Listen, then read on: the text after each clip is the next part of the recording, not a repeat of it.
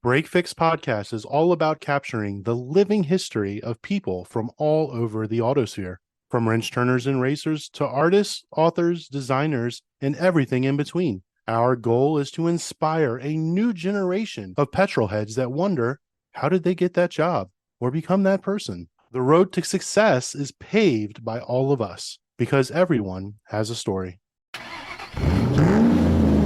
Hey everybody, Crew Chief Eric here. And I know it's been a while since we've had tonight's guest on our show. And a little known fact, he was actually on our very first recording, although it didn't come out until way later in season 1. So with me tonight is John Caffese, who has now resurfaced from being away for quite a while. And he wants to share a long-term project he's been working on called The Project.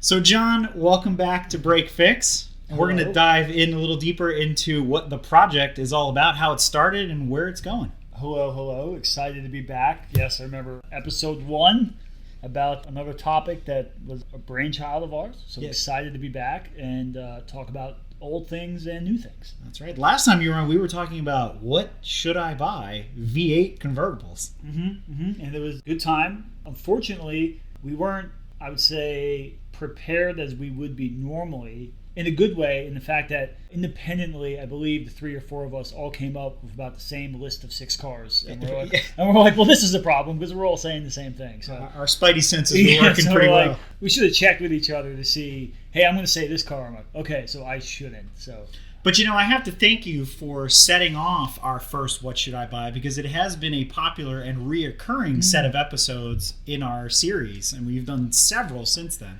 I'm a trendsetter. I feel like we've started a lot of fads, both in the GTM community and abroad. I will take all the credit for it single-handedly, despite all your hard work over the last year. So Thank you. I appreciate you running the torch. I would like to give you some house points, which I also created and introduced. So points to you, and let's have a good time. Well, as we sit back in our smoking jackets, Yes. leather-bound books and chairs in the cigar club here, sipping on what are we drinking? We tonight? have only of the finest of Italian liqueur, Di Serono. That's right. And cheers. cheers. Welcome back. Mixed with a small family recipe of sugary syrup. You may have heard of it. Out of the Coca-Cola. Atlanta area. Out of Atlanta, Coca-Cola. No sponsorship or endorsement implied, but So let's take a trip down memory lane. Let's talk about memory the lane. project, right? Or the project motoring, I guess officially referred to as. Sure. So Project Motoring today is a safety apparel company that we've started. We being me and Dave Gilbert, another instructor, coach, driver with us. If you guys know a little bit about me, great. If you don't, MSF Level 2 certified instructor. I was a regional owner and now staff member of Hooked on Driving Northeast. I work with the corporate a lot. We're pretty national in that. SCCA instructor, you name it. I've been to that organizations. Been doing HPDEs and the behind-the-scenes business of HPDEs for almost a decade. It's 8 years now, which time flies. So as a side venture, I kind of expanded that. So instead of just on-track product as far as driving or the cars, out of that came a passion of seeing how the safety equipment industry over the years, especially in the last 5 years, has exploded in a good way. Like we had the introduction of affordable head and neck restraints and the Hans and the Simpson hybrid systems. And as Nomex comes down in price and more availability and more education and technology has revolved around safety equipment, it's really worked its way into the HPDE world because unfortunately physics is physics, and it doesn't matter if you're in a full-blown race car on the race day or just doing a run-of-the-mill HPDE or even an autocross event. Fire is fire, and it's going to happen whether you're at a race or an HPDE. So, Well, we hope not. We hope. correct, but you want to be prepared, right? The idea that, I'm only doing this or that really doesn't make sense in the world of that. So if there's an issue, there's going to be an issue wherever it is. So hopefully we have no issues. So And this is an issue of actually really great importance to you because now you're actually acting as a volunteer firefighter as well. So Right. you're seeing it on a whole different level. sure. So I'm also, I'm a volunteer firefighter. I'm a graduate of the Pennsylvania State Fire Academy as well. I'm going to take a sip of my liqueur here. Cheers to that. I'm also an officer in the Army, so I've been overseas, recently back.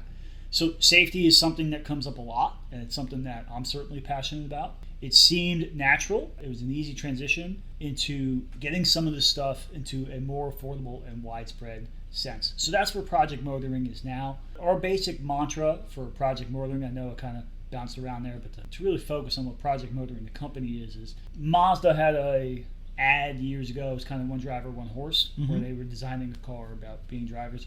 Ours is a little bit similar in the fact that it's focused around the driver. So if you're driving your sports car or whatever, on track, which is we're focused on track, anything that the driver touches is the safety equipment that we want to have. So, so what does that mean? So your garments, your boots, your gloves, your undergarments, your custom suits, which we're coming out with prices that are basically the same price for a fully custom tailored suit, designed how you want it for what the big boys sell off the shelf, as well as helmets, head and neck restraints, seats, harnesses, and steering wheel. So basically, if you touch it while you're sitting down in it, we have a product for you that's going to be the same quality or better as some of the bigger guys. Kind of like those 90s commercials, we cut out the middleman, factory direct, manufacturer direct. So we're able to pass the savings on, which is great because for the people who only do it a few days a year, they might think that they don't need it, but it only takes once. That's something we've really been focusing on, and we're pretty excited because we have more and more products coming to market. We've recently been SFI, Safety Foundation Institute, certified as a manufacturer. Our material has been tested, putting out the reports online as a somewhat marketing, but just really proud that our stuff is getting through, and absolutely, it's a good start. So that's where Project Motoring is today, and that's kind of where we're going. So let's talk about the past. So where did it all start? Because your passion for cars goes all the way back to when you were a little kid. Yeah. And it stems way beyond that point. Yes. So we're sitting here in our leather-bound books of the cigar lounge, cigar lounge, otherwise known as my kitchen. Please don't smoke inside. Take your shoes off, wear the slippers. Yeah, so I've been a car guy all my life. I blame my parents. My dad's a big car nut. We're just sitting here looking at some pictures of various ones that I've had, and me as a kid. And always been a car guy. So how did Project Motoring come about? Well, it started roughly 12 years ago. I was in law school, which sounds like forever ago, but it's really not. And I was in a lot of car clubs. I had some tuner cars, like everybody else in the late aughts. Especially those SS Cobalts. Yeah, which I did have a turbo Cobalt. It was a street car. I did a lot of autocross with it. That's how I got into motorsports competition legally.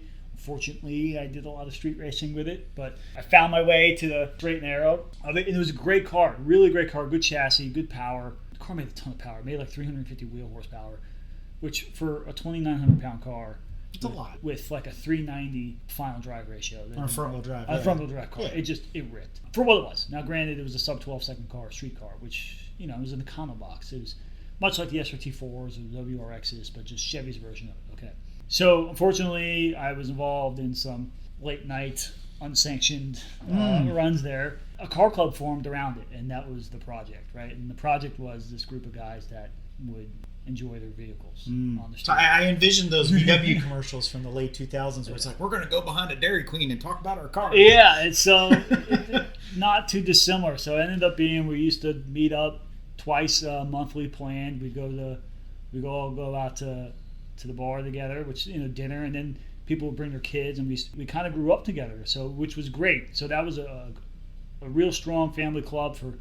And that was up here in the Northeast. Yeah, that was here in the Northeast, and then it grew. It was basically at a PA, but it went into Jersey, New York, and sometimes down in Rockville and Maryland, and in different areas. And we had some people everywhere. It wasn't such a formal membership; it was more of a loose collection of people with some core members, and then we would we'd go camping together, we would travel together, go to movies together, and it was great. But people grow up, and they sell their cars and have kids and start new jobs and move away, so it kind of faded off. I got more competitive in actual competition for autocross and whatnot. I really started focusing on that. And this is when you moved to the Corvette. Yeah, and I started growing wiser especially with my future career, and thinking, maybe we shouldn't be doing the Fast and Furious movies on the street here. So I ended up buying a C7 Corvette, brand new. I was the third one in the country to take delivery of it in September 22nd of 2013. It was a 2014 model. Just dumb luck, I was the third one. The Corvette was delivering them not by VIN number or order number. My VIN was 000692. I remember that very vividly. In fact,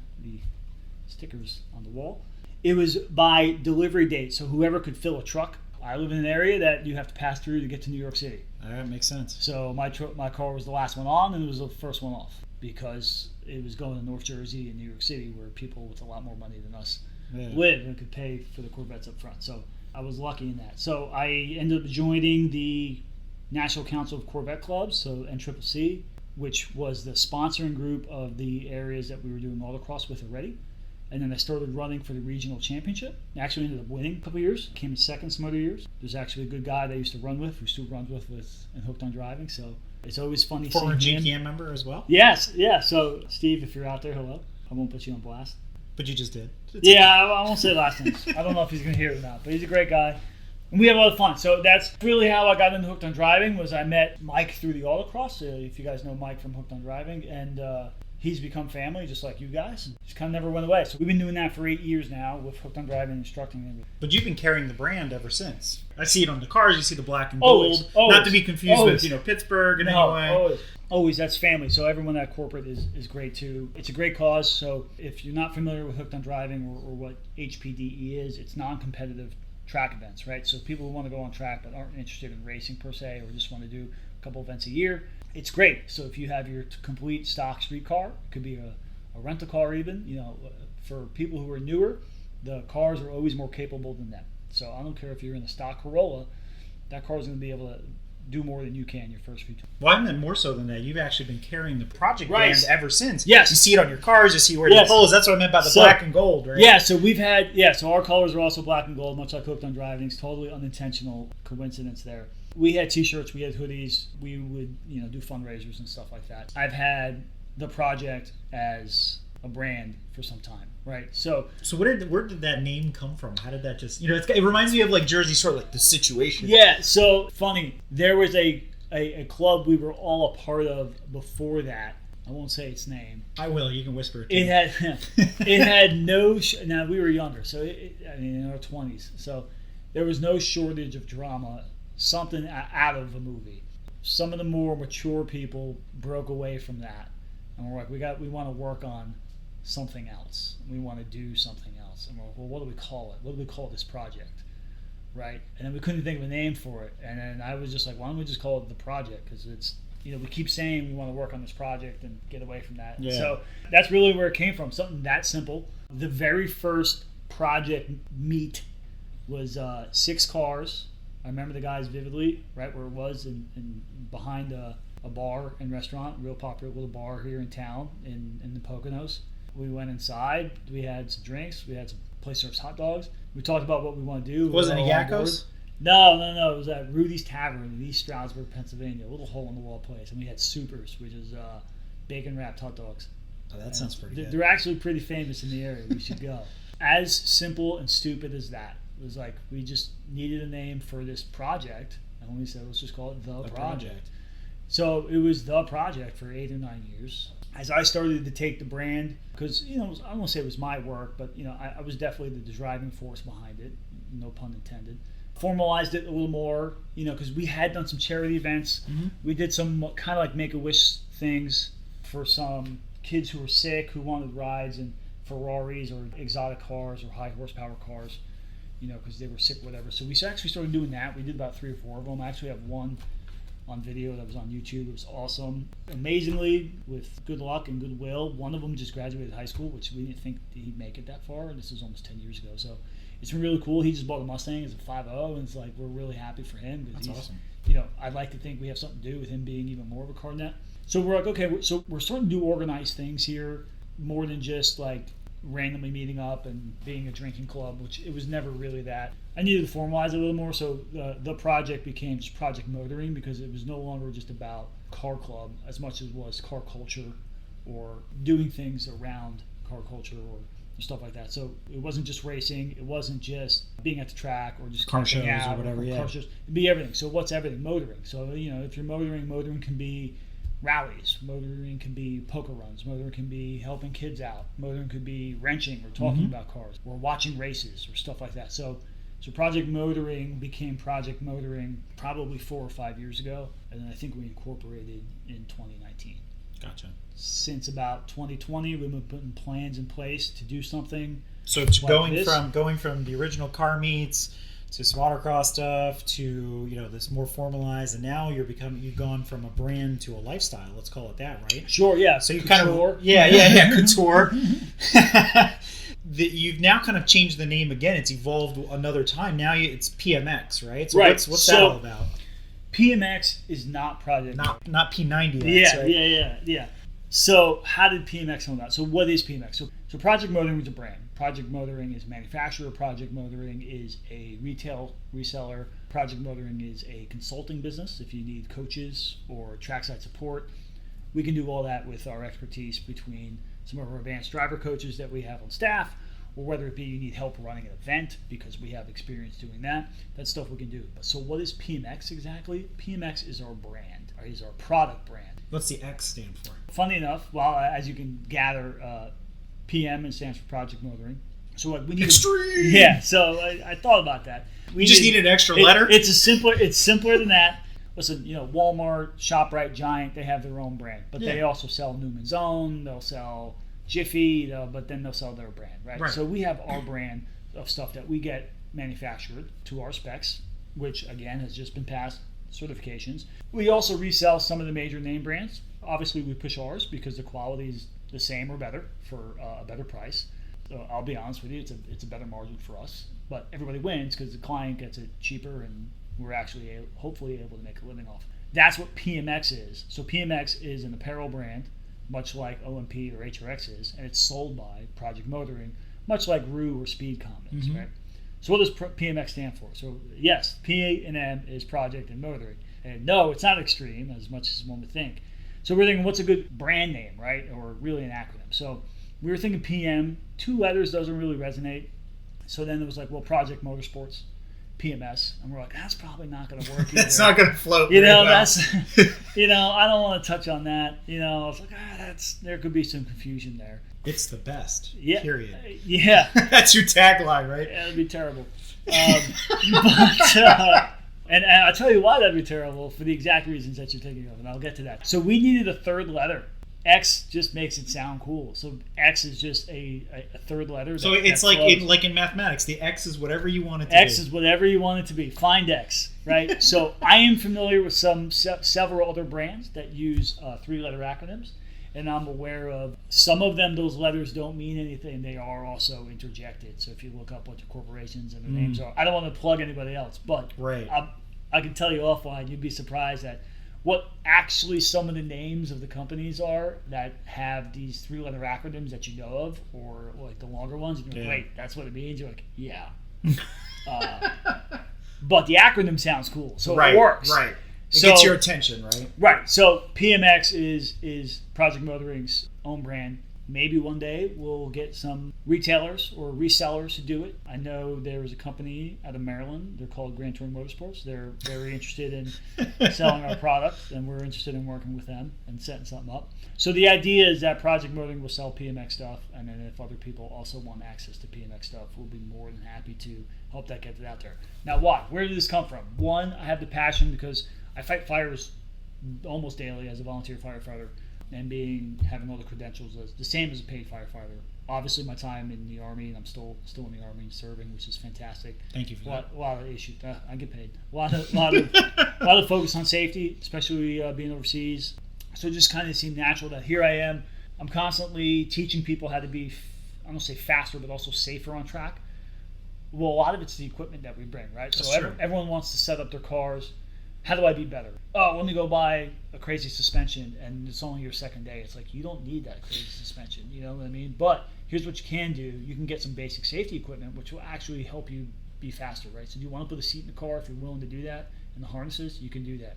And to your point, we talked about this on an episode in season 1 where safety as a system, right? And so you definitely have to cater to that as well. And so just to not belabor that point, if anybody wants to go back and research it, they can look up that previous episode. No, yeah, definitely. Things are intertwined. They don't act individually. A Hans device is no good if you don't have the correct belt for it.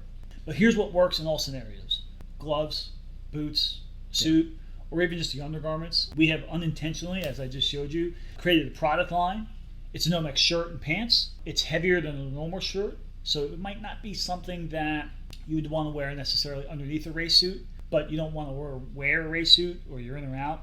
I don't necessarily suggest that. I feel like if you're going to do something, do it all the way. I understand it's hot, but if you wanted to wear a long sleeve shirt, you don't want to be fully committed to a suit, but you don't want to have no protection, we do have these in-between products that can work in conjecture with a full racing suit or just on its own. Yeah, I agree with you. I mean, having put them in my hands and seen them, the quality is really good, and I'm with you. I think they're a little bit heavy to be underneath my suit that I would wear. Right. But as a HPDE coach on a fall day or spring where I want to wear a long sleeve shirt but not have to put the suit on and get in and out of it and all that, I think it's actually a really great compromise between many of us have to do is like, or I'm going to wear something, I'm going to put a hoodie on, or I'm going to wear something, put my suit on, and I'm getting in and out of clothing all the time. And it's like, it's actually kind of nice to have that balance where it's like, I can throw this on. I'm not going to wear it when it's 100 degrees, Right. but it would be really, really nice when it's, Watkins Glen in October and it's 30 degrees in the morning. Sure. That would be really good underneath the suit. And this is my warning with that is, my answer is always going to be wear the suit all the time. Oh, absolutely. Right? And that's the right answer. But I'm also realistic. And not everyone's going to wear the suit all the time or want a suit. And sometimes people feel awkward wearing their suit around the paddock because you look kind of just pretentious, right? Is the word I want to use. That's a culture thing that we're trying to change. Right. Because people want to say, not to digress, but to your point, people will go, well, it's just a DE. I don't need a suit. Right. And I know we touched on that earlier. Well, I can wear jeans and a hoodie and it'll be fine. That physics, that that wall, that fire, that exploding gas line, or that horrible incident, God forbid, doesn't care if you're at an F1 race or if you're driving your HPDE car. And straight cotton's only good for 3 seconds or something Not like that? even. Yeah. So, which doesn't seem like a lot of time, but in that instance is actually a lot of time. Absolutely. Recommendation would always be wear a suit. However, I'm realistic and I want you to wear something rather than nothing. So if you're going to wear a long sleeve t-shirt, you might as well wear a long sleeve Nomex t-shirt. Yeah. It's a little bit heavier, but will actually give you some form of protection, right? That product that I showed you that's coming out is it's actually at testing right now. So we're getting the exact thermal properties of it so we can give you an idea of the exact timeline. So for instance, our first suit, we call it the DRTW OC, right? What does that mean? There's been an ongoing joke inside of our company between our designers and people that our thought process, and that's don't reinvent the wheel. That's awesome. And don't reinvent the wheel is DRTW. So when you start seeing some of the product line with DRTW on it, those are I don't want to say some of our front line or first line stuff, but it's certainly the idea is that it's like, listen, we don't need to be super creative or exotic with what we're doing. We just need to provide a product that exists, that's going to work, and that's going to be good quality and more affordable so we can put it in the hands of everybody, right? Don't reinvent the wheel. And OC actually stands for coveralls or overcovers, which if you look at FIA testing, the suits are categorized as OCs. Eventually we will have our own product that's FIA certified. We actually already have product that's FIA certified. We're going to also be starting to make that in-house and get stuff recertified. So even though some of the stuff we make is in-house, some of it's not, it's still made to our specs. So we like to say, American designed. Most of it's made overseas, which is fine because Nomex is only made and actually sewn together in about 4 places in the world. So just about all the big name brands, and even the smaller guys, we're all getting the stuff from the same people. So don't be fooled. FIA is really easy to find that out, as each one of the products has a serial number that you'll see on it. We'll just go on the technical sheet and they'll tell you who made it. So it could be brand ABC, but it's made by XYZ. Yeah. And those 3 or 4 brands are using the same stuff. Well, let's talk a little bit about design decisions. I got to see the head socks, their balaclavas that you have as prototypes, and I think we both agreed they're a little bit on the thick side, especially for hot weather.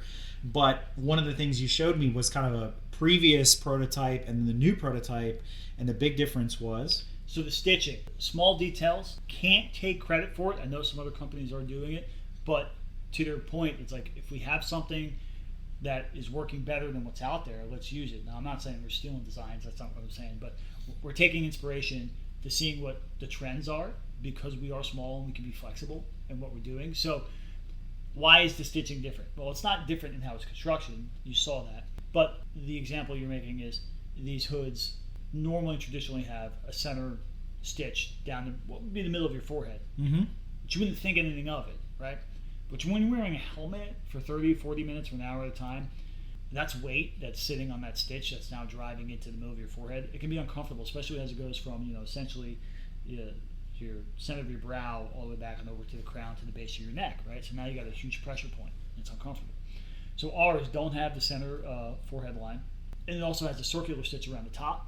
So when you put that on, which we got to have you put it on, not only is it not going to get scrunched by the helmet, but it actually acts as kind of a fitted cap that sits on the crown and keeps it in place. Because another thing that we learn when we're wearing these balaclavas or Nomex hoods under our helmets, especially when we start getting sweat or anything, they start shifting, and then a little sticky, and some areas will shift and others won't. This kind of acts as like a cup that stays solid on your head. So we're really excited about that. It uses generally the same material as the undergarments we were just talking about, which is going to get tweaked, and we're dropping the weight on that. The reason why we're going a little heavier to start is because a little bit heavier stuff is going to have a higher thermal protective property, so the TPP, which gives you the timeline of how many seconds until second degree burns. Don't reinvent the wheel. Start simple. Get a product that's going to work. Then let's get more exotic into the lighter stuff. That's going to be more expensive, but it will be lighter. It's easier to wear. Now, why do I feel that way? Because for the DE person who's doing 25 to 40-minute sessions at a time, you can take the stuff off in between. You're going to have an hour and a half usually between sessions. You're not running hours at a time. So this may not be for the endurance guy right now, but we have that product coming shortly. But this is it's a little bit cheaper to make, as counterintuitive as it sounds, using more material. We're not reinventing the wheel. We're using stuff that's been proven and out there for 50 or 60 years in new designs and ways that are efficient. It's making things easier to put in the hands of everybody, and in a way that it's safer than looking at I think there's also the other side of that coin, which is there's some old designs that have gone away, and I hear it all the time. People lament. Do you remember when they used to make blah, and then they don't anymore because of maybe manufacturing or costs or whatever?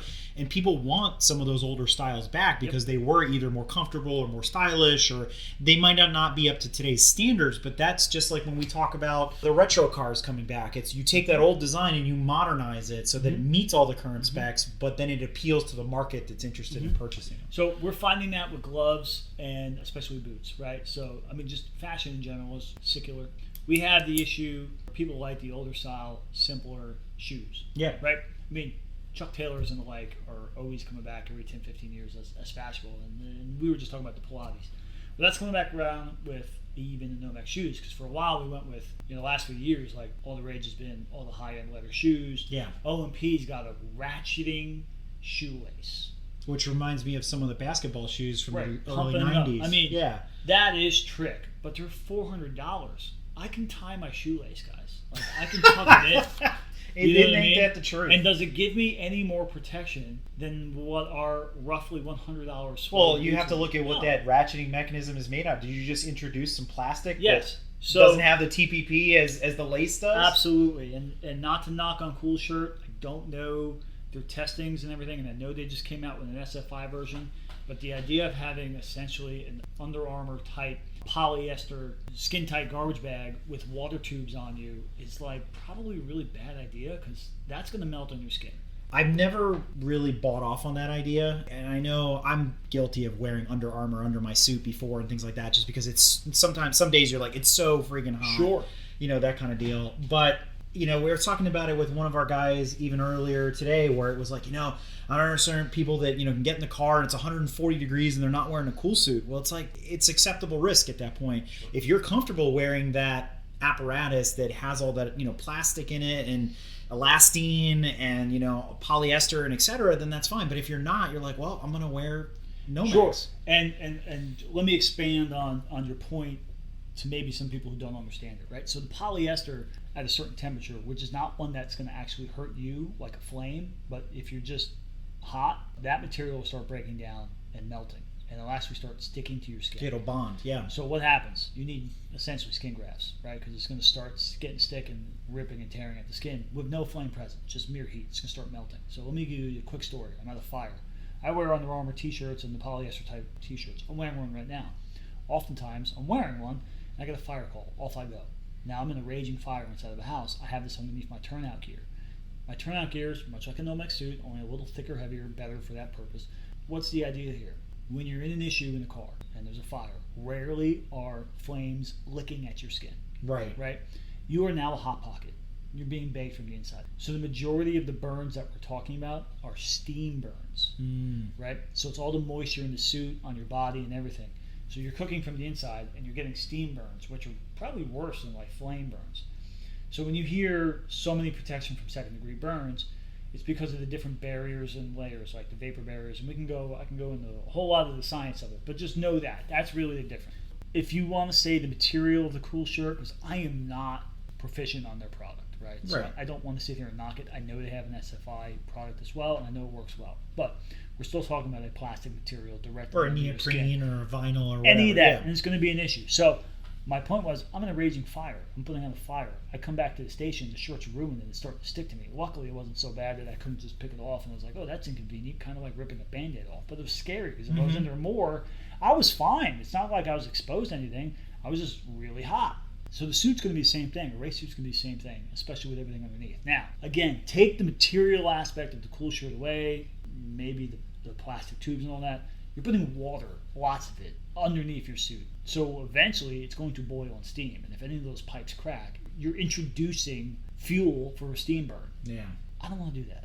There's other ways to cool yourself. Again, if you're only in the car 30, 40 minutes at a time and you're having those kind of heat issues, there's more to it to that. Maybe we talk about some physical fitness, maybe we talk about some ducting systems. There's other ways around it that I think are safer, less complicated, and certainly less expensive. Now, that's not to knock on the product. I know a lot of people like it. I'm not overly familiar with it, but just from a safety standpoint, with my experience, I look at it and go, we're introducing problems. You want to be cool? I get it. I still think you should wear a suit all the time, but if not, we'll round back, we'll circle back the whole conversation. I think we have an in-between product with the undergarments. And just like we were talking about before, I mean, I have been looking personally at Nomex pants, and they're harder and harder to find anymore. Everybody wants to sell you a full suit, and I'm like, it would be nice just to have the pants sometimes where then I can change my shirts throughout the day, Absolutely. But my pants are consistent, right? Absolutely. I know that there's some brands out there, they're not necessarily super cheap, but on the same token, you're like, I'm going to pay what for what? I'm interested to see, maybe products like that coming on board for PMX as well. So PMX has obviously the undergarments, which is some of the shirts we just talked about that you can wear on its own as its own layer or an underlayer. We have the same exact material in the pant material. They're almost like sweatpants. I tell you what, they're comfortable. I'd wear them around the house. Yeah, they do look very comfortable. As a matter of fact, you wear them around the house like lounging on the couch. Well, if the house burns down, I'll be okay. So yeah, we can do jackets and shirts independently. We like to focus on the suit because that's what we complete recommend. set, the system. Yeah, absolutely. But if a customer came to us and said, hey, I want this, even if it's not something that we regularly do, we can do it because we're flexible and everything. So the big focus of PMX, the brand, is custom. Our distinction is that you can buy something off the rack, and it may or may not be what you want. It might be close, but you can get something for within the same price, probably 10% either way, custom tailored, with your design, with your logos, with whatever you want, at the same price point.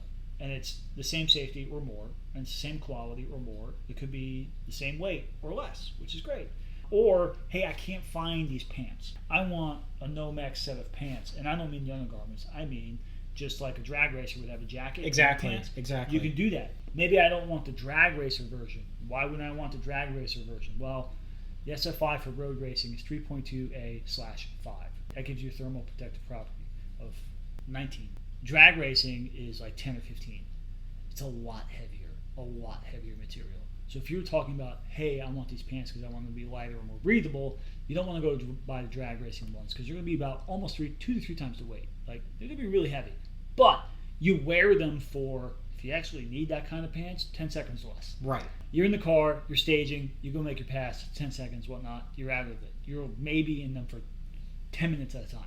It's fine. You don't need that kind of breathability or maneuverability either because they're going to be stiffer because they're just big and bulky. I mean, we all remember wearing our huge down jackets in the 80s where we can't put our arms down. Yeah, exactly. Out of the Christmas Story, right? It's pretty similar to that. Now, the nicer stuff is certainly not, but it's nicer stuff and it costs more money. And that may not be where a lot of the people are who want to get into the hobby. And it's better to have some safety equipment that's quality than some of the higher end stuff. Yeah, and I mean, my compromise right now personally is actually I moved to cargo dickies because they're not as heavy as a jean. Right. They're not nearly like the drag pants, but the one big thing that sold me on them is they are breathable, they are cotton-like material, all that kind of thing. So they're good enough for DE, but it's cargo pockets. Because if I'm around the paddock and I want to carry my Absolutely. tire, my tire gauge or a wrench, that 10 millimeter that I'm always losing, having pockets is awesome, right? So I got 2 points for you. One, I'm going to agree with you, and the second one, I'm going to blow your mind. Right? So one,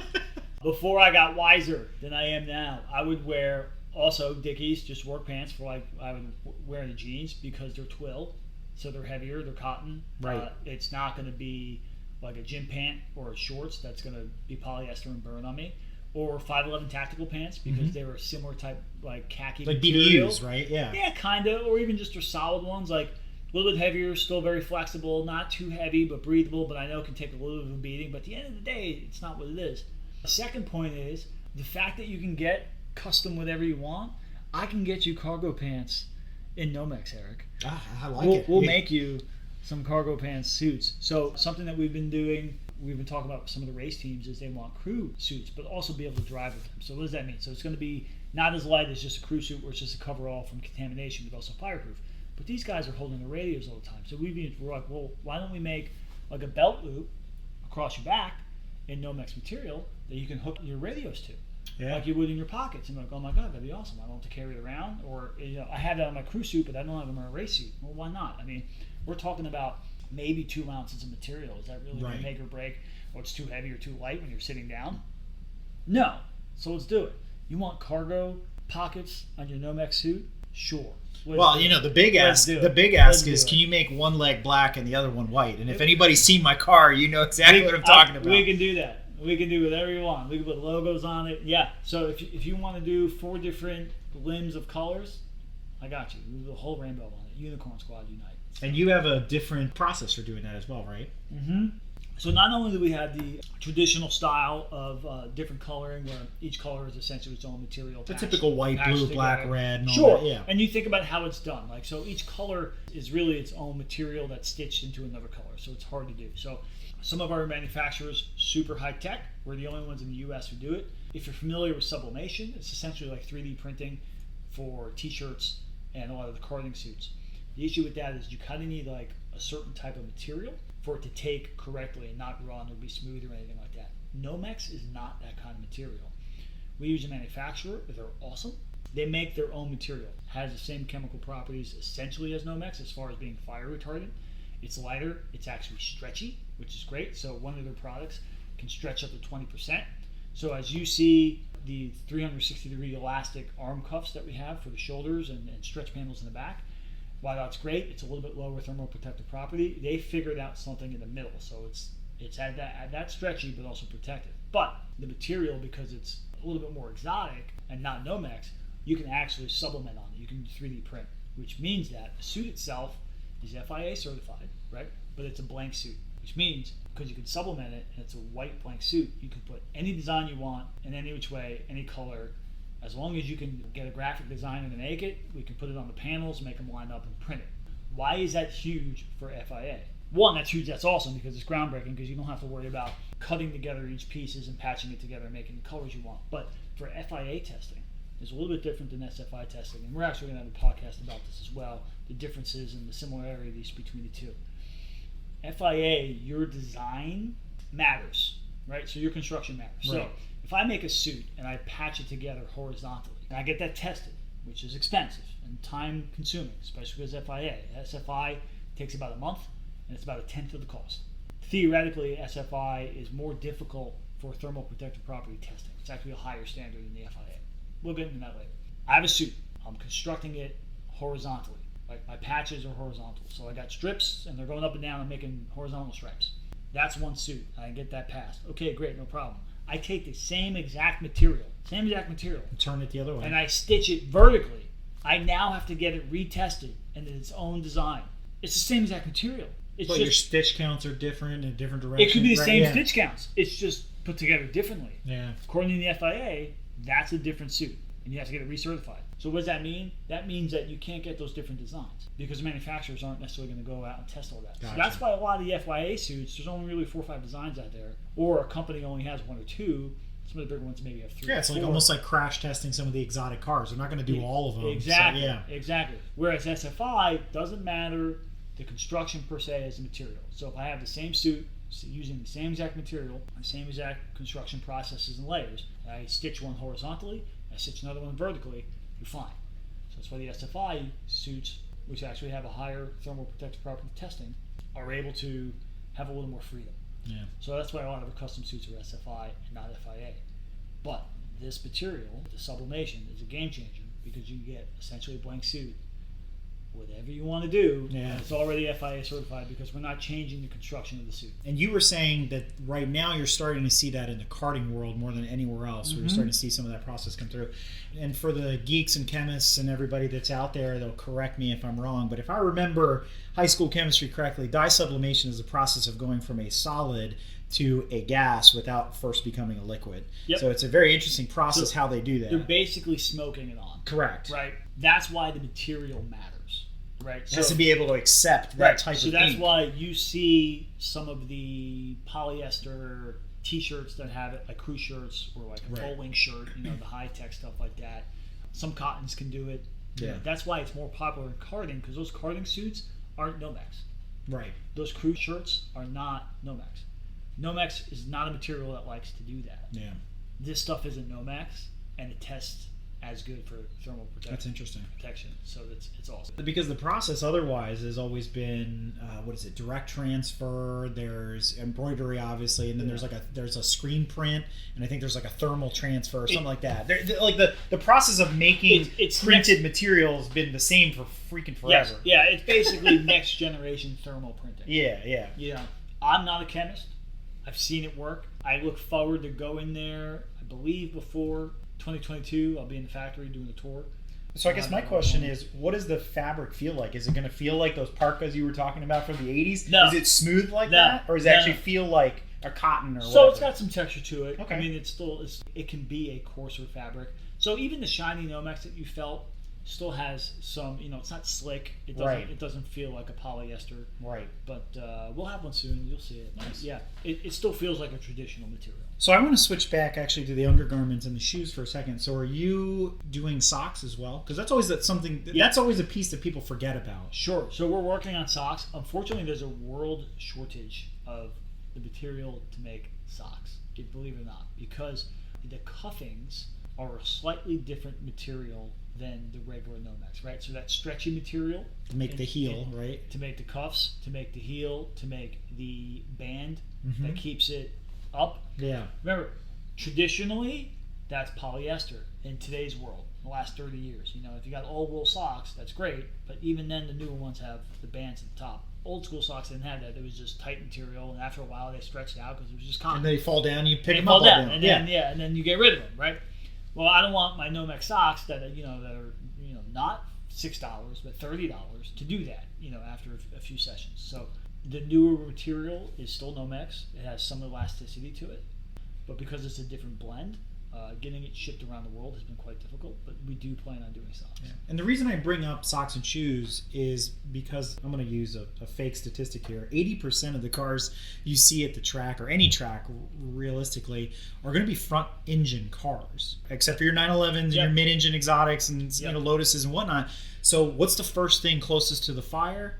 Sure. Is your feet. Yeah. Right? A lot of protection is needed. Also, if you have a gutted car and you've taken a lot of the heat wrap out, I've been in cars where I've melted the soles of my shoes, which is fine, but the rest of the shoe is not fireproof. So if it was catching on fire, that would be an issue for second-degree burns.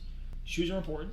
For the most part, though, you see a lot of people they'll be wearing jeans, but they'll be wearing driving shoes, not because they're worried about the thermal protection, but they're like, oh, they're thinner, they make me drive better, or that. Same thing with gloves, they feel the wheel better. Sure, I appreciate that. You're not wrong. I'm just glad it's Nomex and you're doing something. Right. So you might as well make the leap eventually. I mean, if you're going out of your way to wear a thicker pair of pants and anything, a race suit with some cotton boxers and a t-shirt underneath, or even a lot of guys don't wear any shirt underneath, which is fine. Just the more you sweat and the more that gets in the suit, remember that the moisture is really the issue that causes burns. And don't forget, you got to put that moisture back in too, Keep right? it- So keep don't it- forget our hydration episode. Keep it clean.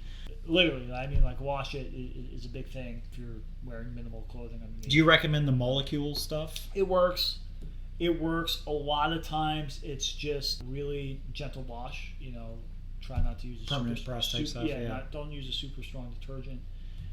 What's nice is if it's actual Nomex, the thread, the fibers, product doesn't lose its fire resistance. There's a lot of the one-layer treated cottons out there that are cheaper. They do lose your fire resistance every time you wash them. them. Which is also why they get softer too. Correct. Right? Yeah. So a lot of people out there with like quote unquote one-layer suits, but there's really not a lot of one-layer Nomex suits. They're one-layer cotton treated suits. I mean, if you wash them more than a handful of times, they're basically just a cotton coverall. Right, exactly. At that point, your heavy denim farmer's coverall. Oh, you could have bought Dickies at that point. Probably Tractor Supply. It's probably going to be more resistant because Yeah. it's thicker and it's a twill material, which can withstand more damage. Now, I think of all the things we've talked about, you were talking about compromises and whatnot. Shirts and pants and even gloves, you can compromise on style and feel as long as they fit right.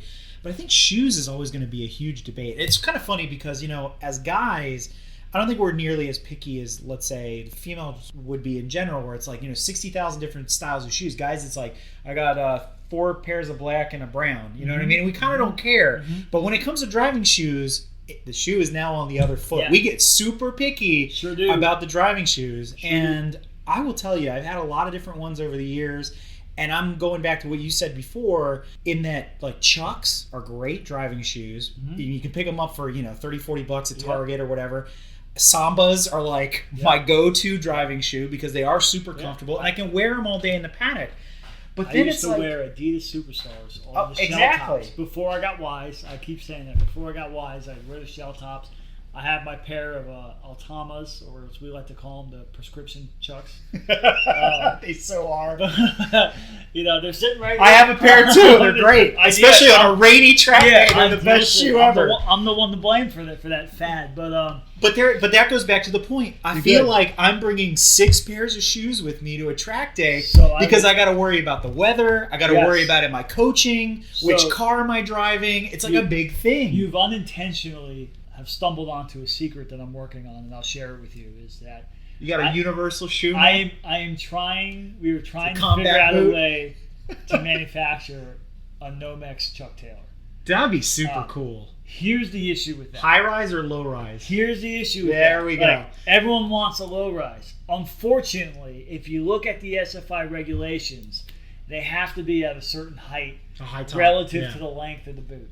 So even the lowest you could do is theoretically a mid-rise to be SFI certified. However, because of the thickness of the sole and some of the other issues, it's not necessarily like us to sell a product that's not certified. Yeah. If I told you, hey, listen, I'm either going to wear a Nomex shoe or I'm going to wear my version of Chuck Taylor, right? Because I'm going to be flying around the paddock, right? Well, if you're committed to wearing not a certified shoe, at least let it be not a certified shoe and the material that can actually help you, right? We are thinking about, in the design phase and trying to figure out how to get it right, a Nomex Chuck Taylor. That's essentially awesome. So yeah, we're looking into it. Why? Same idea as the undergarment shirt, where it's like, hey, you can use it in conjunction in the system. You can use it without, and it'd be better than nothing. Because if you're just going to wear a t-shirt, well, wear this t-shirt instead. Yeah. But it's not wasted money. So if you want to use it as an undergarment, you can do that as well. I think this idea of shoe works.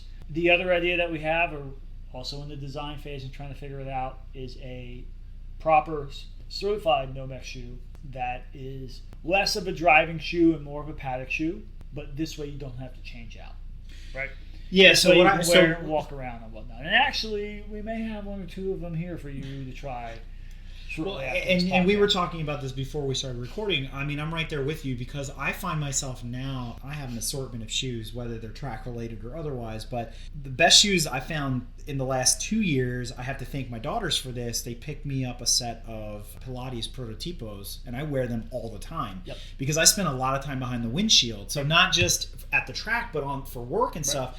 And just the way they've cut the heel and they have the tread coming down and how comfortable they are, and you can heel toe in them. Right. They're comfortable in general. They're kind of like my all-around go-to shoe, but the problem is they're still a driving shoe. So they have that kind of pointy nose and they're suede and you're like afraid to take them anywhere, but you want to wear them all the time. So it's always this huge compromise. And to your point, if you could have a Nomex rated Chuck or a Samba or something like that, then it would be like the ultimate shoe. So we're working on it. So we have, I showed you some of the prototypes we have now. Believe it or not, some of those are designed to be worn not just around the paddock. You can get away with wearing them everywhere if you wanted to. Some of my testing has involved wearing them throughout the day, just like my Sparko booties, I'd never do that. I'd as ruin a them in day 10 minutes. Correct, and we're trying to do something where, hey, wait a minute, we have a product that can do all this stuff, and it's still way cheaper than the designated one. I think we're on something. Again, I think it's because we're flexible and we're a little bit forward thinking. Yeah. We're unique in that here I am telling you not to reinvent the wheel, and that's some of our product. But I think shoes, you kind of have to. But on the other end, we're also thinking about how can I make this more cost effective where, like, hey, I'm going to wear the shoe everywhere because I wear a sneaker everywhere, right? Yeah. How can I combine it? As someone who instructs, you don't want to be changing shoes like I that. don't want to be changing shoes, but I also don't want to be uncomfortable all day. But I also have to set the example as being the safety guy. Yeah. So I'm like, I'm aware that a couple weeks ago I was in West Virginia at the track, bazillion degrees out, and I'm thinking I'm getting in the car, I should be putting my suit on. Besides the desire, I was running out of time to do that because I can't walk around with the suit on because it's just blistering hot. I don't care what suit you have. If you have the lightest F1 suit out there that weighs, currently the lightest F1's 3-layer suit's 265 grams per square meter, which is ridiculously light.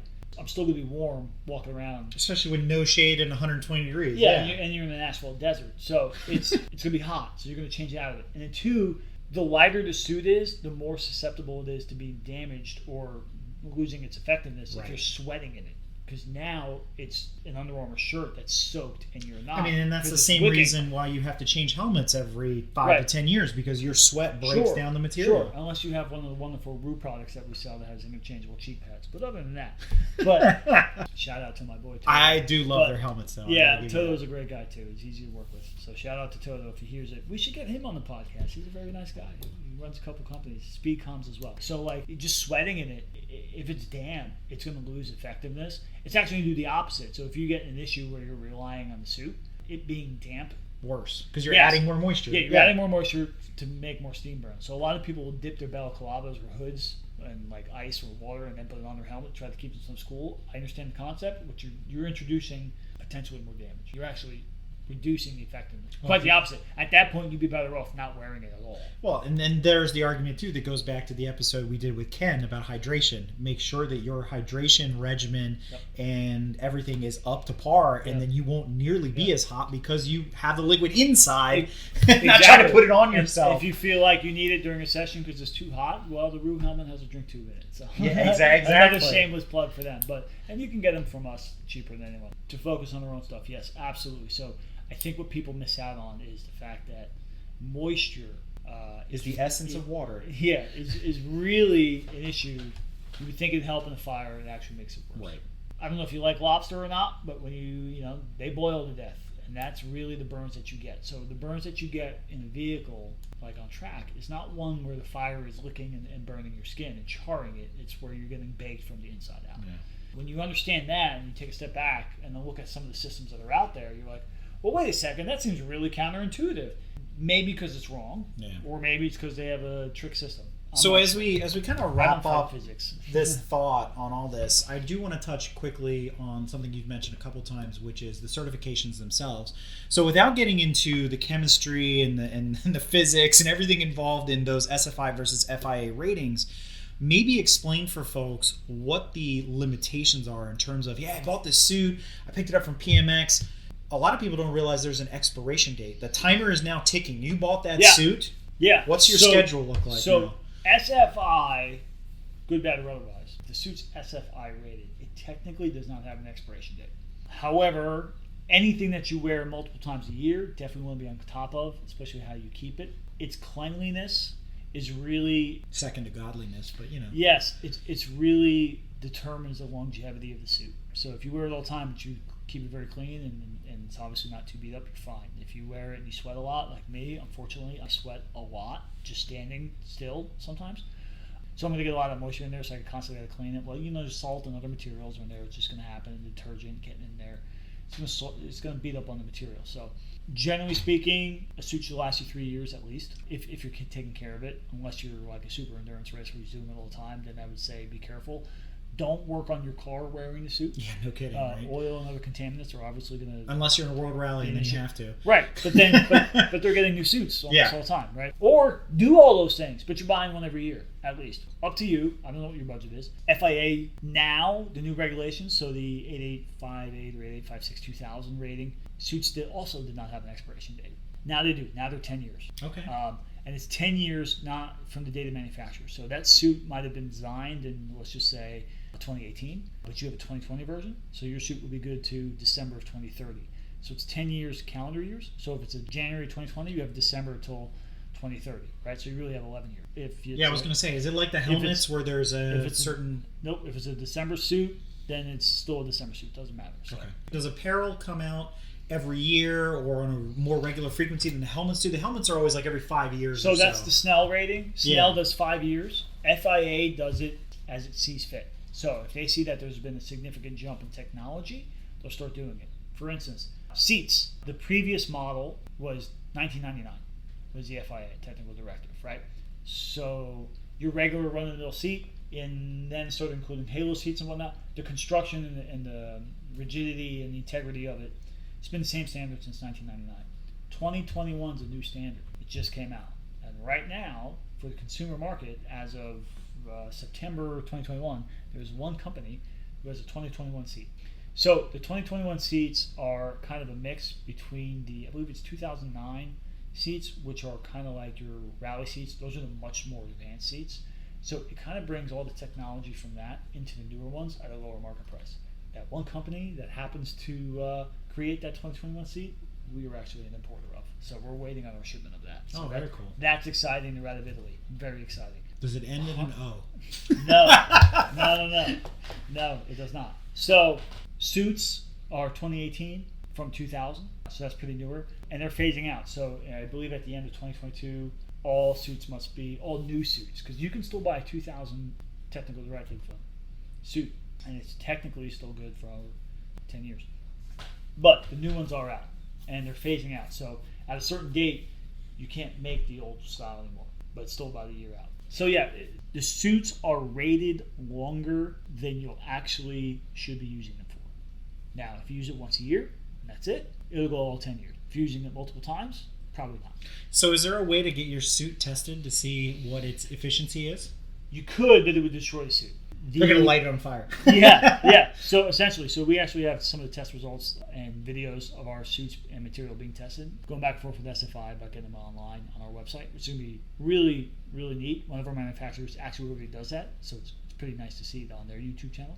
However, what you can do, though, if you really wanted to do this individually, you can reach out to your manufacturer and say, hey, send me, I'll pay for it, whatever the answer is, a test sample of the material. So SFI uses 7x7 inch square materials, and it has to be constructed exactly like the suit is constructed. So if you use square quilt style stitching, it's got to be that. If you use diagonal, it's got to be that. If your inside layer is 190 grams per square meter and your outside's 220, it's got to be that. If it's 280 and 150, whatever it is, it's got to be that. And they'll test it, and they'll do the thermal protective properties. So if you want to do certification, a recertification, or what's just called an R&D for the research and development, it's different prices, and they'll send you the results on it. They'll tell you what the thermal protective property is. They'll tell you what some of the shrinkage is. They have several different tests that they use. Super informative. If you wanted to do that, you could. To test like your individual suit that you would wear, no.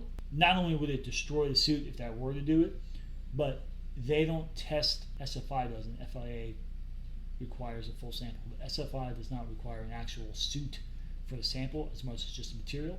Now for the boots, gloves, undergarments, and hoods, they do require not only the similar test sample materials, but also a full sample. One other question as we're wrapping up this whole entire thing, we're talking still about petrol engines, ICE cars, right? And which is what we predominantly see. Correct. As we talk more and more on this show about the EV revolution, as we labeled it, not only do we have to worry about fire, but I think we need to worry about electrostatic shock or short circuits in the electrical systems. Is that something that suit and apparel manufacturers are considering, is some sort of way of grounding the material? Sure. So how do we have, a lot of electricians, and I used to work in a warehouse many, many years ago, and we had to have certain electric resistant boots. Exactly. And they were mostly a rubber material. Flammability problem. Right. So funny enough, for SFI, and FIA, the sole of the boot, which is predominantly rubber or other materials, is not tested because they know it's going to be bad, right? There's really nothing you can do about it.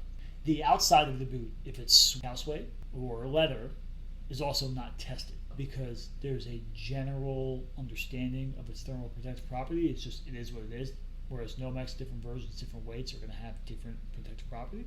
But that's why your boots, the inside layer, is Nomex and other different fire retardant properties. And that does get tested. If we were going to worry about electrostatic shock as a new manufacturer and someone who's kind of like experimenting with the different materials, so I look at how the boots are made now.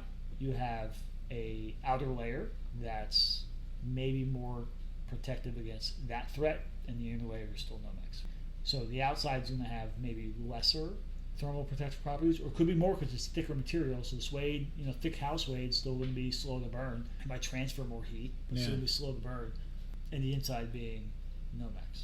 I don't know the exact answer to that. It's a great question. Well, and I bring it up not because of your guy that bought a Tesla and he wants to go to the track and try it out. Well, I think it's because of what we heard earlier this year. We talked about on a drive-through episode, which is the NHRA has fully sanctioned an EV class. It's the first motorsport discipline to go electric. And Ford's fully other than Formula E, right? Well, I mean, Ford. I was just reading there. They have a Cobra that's a Mustang that's an EV. It's fast. Yeah. And they refuel it. So you got to think about it slightly. You have to think Absolutely. about other risks So, at that point. Here's the thing with EV, and that's a great point, electrostatic shock and all that. But to be honest with you, with EVs, the fire danger increases, right? Mm-hmm. You can put a gas fire out. You can put fire material if it's burning paint, or your inside of your interior, your whatever, electrical fire. You can put that out. A Tesla, an EV fire, you're going to be sitting there burning because they can spray you all you want. It ain't going out, right? So you got to get out of the car fast, just like anything else. However, your system, your fire suppression system, if you're fortunate enough to have one in your car, which you should if the car is that dedicated, it's not going to do diddly squat because as long as there's an electrical charge in the batteries, if the batteries are on fire, it's going to burn. So as a firefighter, here's my experience with that. We're getting additional training on the EVs and Teslas and whatnot. You may have seen the story about a Tesla that burned for 30-some hours out in Texas. It'll burn as long as there's fuel. No amount of chemical you're going to pour on that car is going to make that battery have less electrical properties. And sometimes it might make it worse. Correct. Yeah. Spraying water on it might make it worse. So we get to that point. So I'm less worried about electrical current as far as it shocking me or doing damage as electrical current, and more worried about electrical current and the fact that it's the energy it produces that can't be put out by like traditional firefighting methods. Which is all we have inside of the car right now, which means that you need to be better at preventing burns than trying to stop them or put them out after the fact. A suit, it becomes much more important in an EV because your priority is out of the car. Not, I have a fire, let me hit my suppression system, hopefully it goes out, and then take my time. And that's much more intense heat too. I need more protection from higher degrees of burns and getting out quicker and giving me more time to do so. As much as we might need a new material or thought process for the new technology, we actually need more of the same, even more so, of what's already out there to protect us.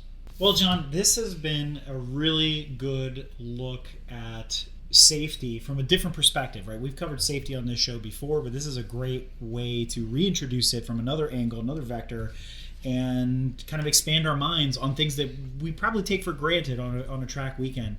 So I want to thank you for that, but I also want to give you the opportunity to shout out to anybody you want, but also tell people how they can get a hold of you for more information. Absolutely. So projectmotoring.com, the website is up. It's going to be constantly evolving as we bring products to market. We're always accessible. You can email us. Our contact information is on there. Obviously, phone number, Facebook, Instagram, email, website. You're at Project Motoring on Instagram? Yep.